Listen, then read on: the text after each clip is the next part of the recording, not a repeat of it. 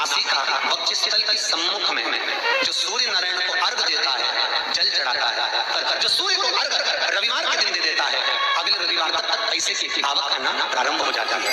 जो आज तक फोन नहीं उठाता वो फोन उठाना चालू कर देता है। जैसे सूर्य नारायण भगवान को स्टील के लोटे से या चांदी के लोटे से या पीतल के लोटे से या प्लास्टिक के लोटे से या कांच के बर्तन से जल चढ़ाने से आयु छिन्न होती है।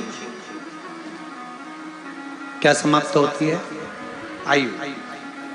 और सूर्य नारायण भगवान को अगर तांबे के लोटे से जल दिया जाता है तो आयु की वृद्धि होती है, और दिन भर में अगर कोई काम अटकने वाला है तो वो काम का रास्ता खुल जाता है और शरीर की बीमारी समाप्त हो जाती है।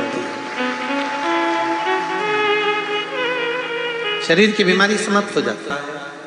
एक नियम बना लो कि हमारे शरीर को, क्योंकि दिन भर हम दुकान पे बैठे रहते हैं, नौकरी में लगे रहते हैं, सर्विस में लगे रहते हैं, अगर मुंबई, पूना, चेन्नई, मद्रास आदि अधिक बड़ी बड़ी सिटियों में लोग रहते हैं तो उनको ऑफिस जाना पड़ता है। सुबह से जल्दी उठते हैं, काम करते हैं, दिन भर ऑफिस में लगे रहते हैं।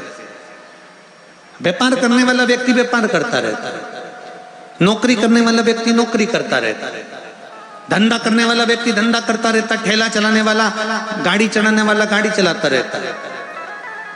घर की माताओं को एक नियम नए संवत्सर से चालू कर देना चाहिए। क्या नियम?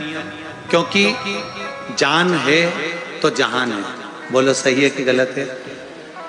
शरीर में रोग आ गया, बीमारी आ गई और तुमने 5 लाख रुपए महीना भी कमाया, मान लो, एक सरल भाषा में समझ लो, 5 लाख रुपए महीना तुम कमा रहे हो, 4 लाख रुपए महीना तुम कमा रहे हो, और शरीर में बीमारी आ गई। अब वो 5 लाख रुपए तुम्हारे कमाए हुए किसी काम के हैं क्या? हॉस्पिटल में जाओगे, दवाई में, गोली में, जांचों में वो समाप्त होते चले जाएगा। तुमने कमाया किसके लिए था? अपने बच्चों के। मेहनत किसके लिए करी? अपने बच्चों के लिए। परिश्रम किसके लिए करा? आगे बढ़ने के लिए। और मालूम पड़ा कि तुम बीमार पड़ गए, जितना तुमने कमा कर जोड़ा था वो सब तुम्हारी बीमारी में लग गया। तो ऐसा कमाना कोई फायदे का है क्या?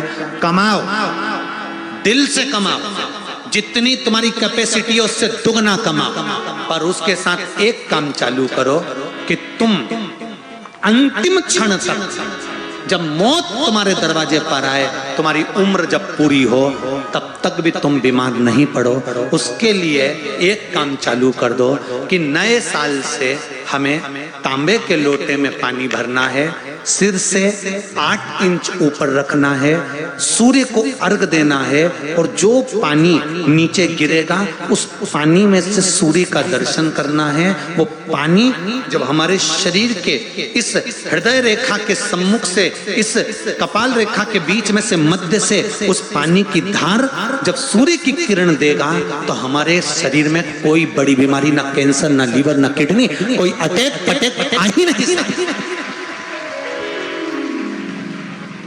मेरा बच्चों से भी निवेदन है कि आप अपने पापा से कहो, आप अपनी मम्मी से कहो, और बड़ों से निवेदन है वो अपने बच्चों से कहो। बुजुर्ग माताओं से निवेदन है, अगर आप अपने बच्चों को सुखी देखना चाहती हो, बीमारी में पैसा नहीं लगाना चाहती, आप अपने बच्चों को अंत समय अपनी आंखों से उसको तड़पता हुआ नहीं मरना देखना चाहती, तो सूर्य को अर्घ देना चालू कर दो। क्योंकि सूर्य की किरण जल के साथ जब इस शरीर पर पड़ती है तो शरीर में कोई बीमारी टिक ही नहीं सकती। ये श्रीमद् शिव महापुराण की कथा है।